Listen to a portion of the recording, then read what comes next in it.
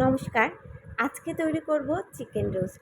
মেহমান আসলে বা বিয়েবাড়িতে যে খাবারটির প্রতি আমাদের খুবই আকর্ষণ থাকে সেটি হচ্ছে এই চিকেন রোস্ট। এর জন্য মুরগির মাংস ভালো করে পরিষ্কার করে রোস্টের মতো পিস করে এর মধ্যে লেবুর রস, লবণ আর হলুদ দিয়ে ভালো করে মেখে নিয়েছি, যাতে মশলাগুলো চিকেনের ভিতরে ভালোভাবে যায়। তাই চিকেনটাকে আমি ছুরির সাহায্যে একটু করে চিড়ে নিচ্ছি। এভাবে মশলা দিয়ে এভাবে চিকেনগুলোকে মেখে 20 মিনিটের মতো ম্যারিনেট করে নিচ্ছি। এবার কড়াইতে তেল গরম করে 1 কাপের মতো পেঁয়াজ বেরেস্তা করে নিব। এই পেঁয়াজগুলো খুব সুন্দর গোল্ডেন ব্রাউন করে আমি ভেজে নামিয়ে নিব।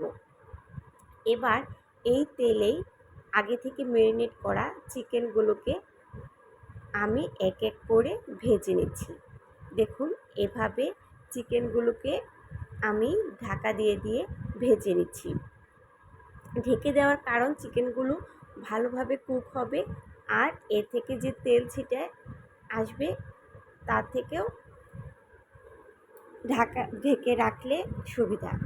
তো এভাবে চিকেনগুলোকে খুব সুন্দর গোল্ডেন ব্রাউন করে ভেজে নিব। চিকেন রোস্ট রান্না করতে গেলে এভাবে অবশ্যই চিকেনগুলোকে একটু সময় নিয়ে খুব সুন্দর করে ভাজতে হবে, কারণ গোল্ডেন ব্রাউন না হলে চিকেনের রোস্টটা দেখতে সুন্দর হয় না।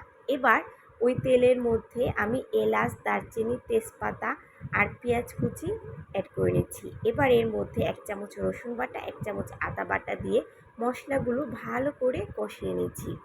এভাবে মশলাগুলো কিছু সময় কষানো হয়ে গেলে এর মধ্যে 1/2 চামচ জিরে গুঁড়ো, 1/2 চামচ ধনে গুঁড়ো অ্যাড করে নিলাম আর দিয়ে নিচ্ছি 2 থেকে 2.5 টেবিল চামচের মতো রোস্টের মশলা।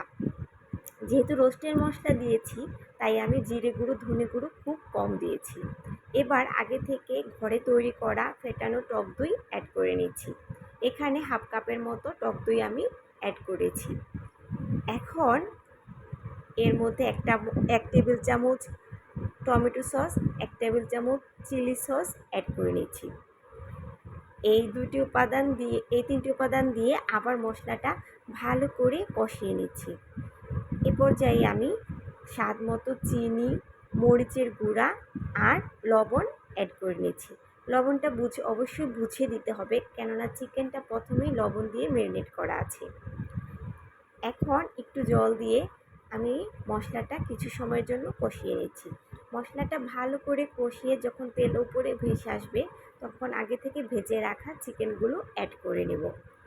এভাবে চিকেনগুলো উল্টে পাল্টে ভালো করে আমি কষিয়ে নিচ্ছি। এখন এর মধ্যে কিছু কাঁচামরিচ আর আগে থেকে তৈরি করে রাখা বেরেস্তা দিয়ে দিচ্ছি। এ পর্যায়ে আমি এর মধ্যে 1 কাপের মতো জল অ্যাড করে নিচ্ছি। এখানে 8 পিস রোস্ট আছে। এখানে 8 পিসের মতো চিকেন আছে। তো এভাবে ভালো করে ঢাকা দিয়ে নেড়ে চেড়ে আমি রোস্টটা তৈরি করে নিচ্ছি। দেখুন, খুব কম সময়ের মধ্যেই চিকেনটা তৈরি হয়ে গেছে। ভালো করে ভাজি করে নিলে চিকেন রোস্ট তৈরি করতে বেশি সময় লাগে না। রোস্টটা ভাজতেই যা একটু সময় লাগে। ব্যাস, আমার রোস্ট রান্না করা অলমোস্ট ডান। এখন দেখুন এটা দেখতে কতটা সুন্দর হয়েছে, ঠিক বিয়েবাড়ির মতো। আর এইভাবে রোস্ট রান্না করলে খেতেও ভীষণ মজা লাগে। আপনারা অবশ্যই তৈরি করে দেখবেন আর খেতে কেমন হয়েছে আমাকে জানাবেন।